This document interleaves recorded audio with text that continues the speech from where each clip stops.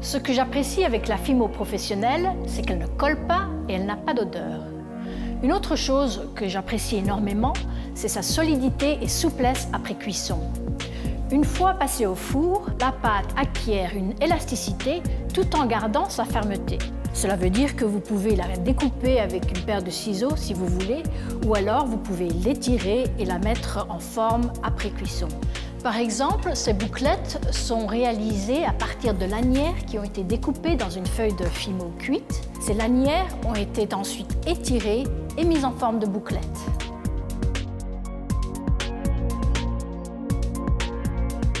La pâte, elle est accrue et très agréable à travailler.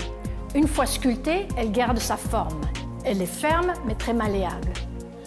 Le travail que je fais est très exigeant au niveau de la pâte. Je troue, je triture, j'étire et je travaille surtout sur des tranches très fines. Et je dois dire que Fimo exécute tout en finesse et surtout sans se déchirer. Ce travail de dentelle est réalisé en étirant et trouant la pâte pour créer des cellules qui sont fort rapprochées les unes des autres. Cela demande une pâte de haute performance au niveau flexibilité et solidité. Ce n'est pas évident d'allier ces deux qualités qu'il est très difficile d'obtenir dans un seul produit. J'ai des idées très précises au niveau des couleurs. J'ai décidé il y a longtemps de faire mes propres mélanges à partir d'une gamme restreinte de couleurs primaires, au lieu d'utiliser des couleurs qui nous sont fournies commercialement.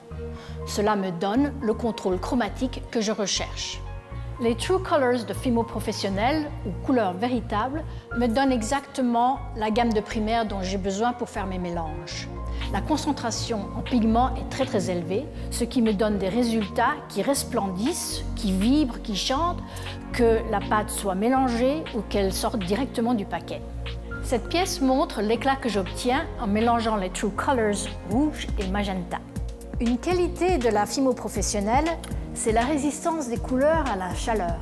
Si on respecte les consignes, le blanc reste blanc et la translucide ne brunit pas. Le mélange de couleurs en polymère peut être un vrai champ de mine. Ce qui fonctionne en théorie ne fonctionne plus dans la réalité du studio. Et ce, parce que le polymère ne se comporte pas comme du pigment. Le système de mélange Fimo professionnel évite l'approche par tâtonnement qui peut être tellement frustrante et qui peut vous faire perdre tellement de temps. Ce système vous propose des harmonies ou bien des assemblages de couleurs et elle offre aussi des instructions très claires pour y parvenir. Le nouvel emballage, la nouvelle image ont beaucoup de classe. C'est simple, c'est sans chichi.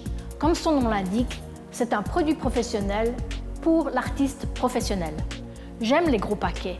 Comme j'achète très peu de couleurs, je les achète en grande quantité.